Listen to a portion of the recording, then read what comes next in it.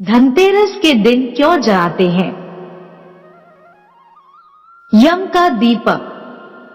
यहाँ जानिए विशेष कथा। इस बार धनतेरस पर्व 10 नवंबर को है। इस दिन कुछ न कुछ खरीदने की परंपरा है, लेकिन क्या आप जानते हैं कि इस दिन इस परंपरा के अलावा एक और परंपरा यानी कि यमराज को दीपदान करने का भी निर्वहन किया जाता है।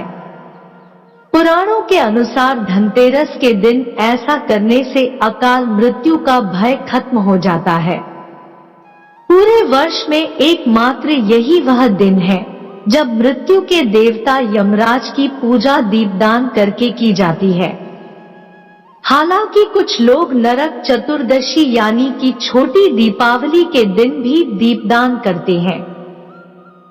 स्कंद पुराण में धनतेरस को लेकर एक श्लोक मिलता है। इसके अनुसार कार्तिकस्यास्ते पक्षे त्रयोदश्या निशामुखे यमदीपम बहिर्दद्यात् मृत्युर्विनिश्यति, अर्थात कार्तिक मास के कृष्ण पक्ष की त्रयोदशी के दिन सायंकाल के समय घर के बाहर यमदेव के उद्देश्य से दीप रखने से अपमृत्यु का निवारण होता है। वहीं पद्म पुराण के अनुसार कार्तिकस्यास्ते पक्षे त्रयोदशा तो पावके यमदीपम बहिर्दद्यात् मृत्युर्विनिश्यति, अर्थात कार्तिक मास के कृष्ण पक्ष की त्रयोदशी को घर से बाहर यमराज के लिए दीप देना चाहिए, इससे मृत्यु का नाश होता है। देश के अधिकांश भागों में यम के नाम पर दीपदान की परंपरा है। दीपावली के 2 दिन पूर्व धन्वंतरि त्रयोदशी के सायंकाल मिट्टी का कोरा दीपक लेते हैं। उसमें तिल का तेल डालकर नवीन रुई की बत्ती रखते हैं और फिर उसे प्रकाशित कर दक्षिण की तरह मुंह करके मृत्यु के देवता यम को समर्पित करते हैं। तत्पश्चात इसे दरवाजे के बगल में अनाज की ढेरी पर रख देते हैं। प्रयास यह रहता है कि यह रात भर जलता रहे, बुझे नहीं। क्यों प्रकाशित करते हैं? यह दीपक क्या है? इसका रहस्य इस संबंध में एक रोचक और सुंदर पुराण कथा मिलती है। कहते हैं बहुत पहले हंसराज नामक एक प्रतापी राजा था। एक बार वह अपने मित्रों, सैनिकों और अंगरक्षकों के साथ जंगल में शिकार खेलने गया। संयोग से राजा सबसे बिछुड़कर अकेला रह गया और भटकते हुए एक अन्य राजा हेमराज के राज्य में पहुंच गया। हेमराज ने थकेहारे हंसराज का भव्य स्वागत किया। उसी रात हेमराज के यहाँ पुत्र जन्म हुआ। इस खुशी के अवसर पर हेमराज ने राजकीय उत्सव में सम्मिलित होने के लिए आग्रह के साथ हंसराज को कुछ दिनों के लिए अपने यहाँ रोक लिया। बच्चे के छठवीं के दिन एक विचित्र घटना घटी। पूजा के समय देवी प्रकट हुई और बोली, आज इस शिशु की जो इतनी खुशियां मनाई जा रही है, यह अपने विवाह के चौथे दिन मृत्यु को प्राप्त हो जाएगा। इस भविष्यवाणी से सारे राज्य में शोक छा गया। हेमराज और उसके परिजनों पर तो वज्रपात ही हो गया। सबके सब स्तब्ध रह गए। इस शोक के समय हंसराज ने राजा हेमराज और उसके परिवार को ढांढस दिया, मित्र, आप तनिक भी विचलित न हो। इस बालक की मैं रक्षा करूंगा। संसार की कोई भी शक्ति इसका बाल बांका नहीं कर सकेगी।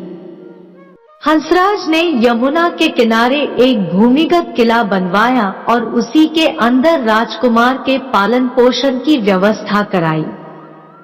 इसके अतिरिक्त राजकुमार की प्राण रक्षा के लिए हंसराज ने सुयोग्य ब्राह्मणों से अनेक तांत्रिक अनुष्ठान, यज्ञ, मंत्र जाप आदि की भी व्यवस्था करा रखी थी।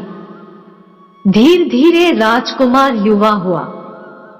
उसकी सुंदरता एवं तेजस्विता की चर्चा सर्वत्र फैल गई।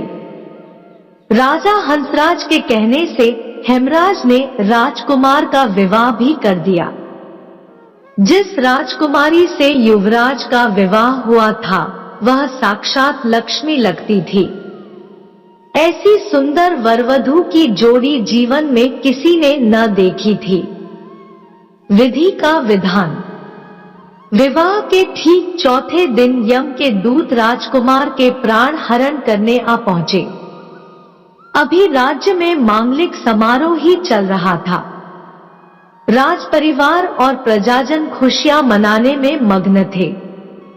राजकुमार और राजकुमारी की छवि देखकर यमदूत भी विचलित हो उठे, किंतु राजकुमार के प्राणहरण का अप्रिय कार्य उन्हें करना ही पड़ा। यमदूत जिस समय राजकुमार के प्राण लेकर चले, उस समय ऐसा हाहाकार मचा और दारुण दृश्य उपस्थित हुआ जिससे द्रवित होकर दूत भी स्वयं रोने लगे।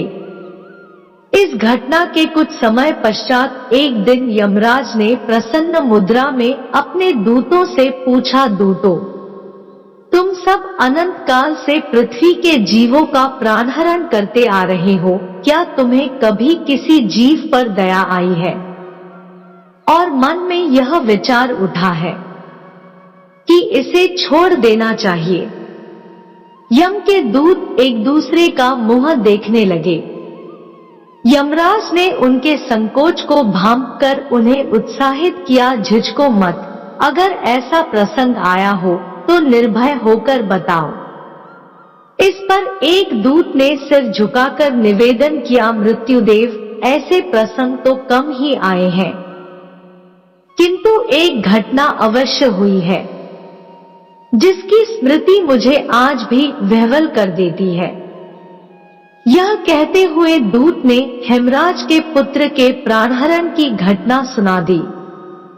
इस दुखद प्रसंग से यमराज भी विचलित हो उठे।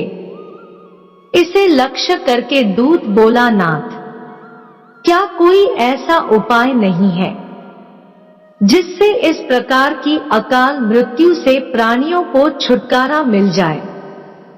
इस पर यमराज ने कहा, जीवन और मृत्यु सृष्टि का अटल नियम है तथा इसे बदला नहीं जा सकता, किंतु धनतेरस को पूरे दिन का व्रत और यमुना में स्नान कर धन्वंतरी और यम का पूजन दर्शन अकाल मृत्यु से बचाव कर सकता है। यदि यह संभव न हो तो भी संध्या के समय घर के प्रवेश द्वार पर यम के नाम का एक दीपक प्रज्वलित करना चाहिए। इससे असामयिक मृत्यु और रोग से मुक्त जीवन प्राप्त किया जा सकता है। इसके पश्चात से ही धनतेरस के दिन धन्वंतरी के पूजन और प्रवेश द्वार पर यम दीपक प्रज्वलित करने की परंपरा है। दोस्तों, वीडियो पसंद आया हो तो वीडियो को लाइक और शेयर करें, चैनल को सब्सक्राइब कर ले। धन्यवाद।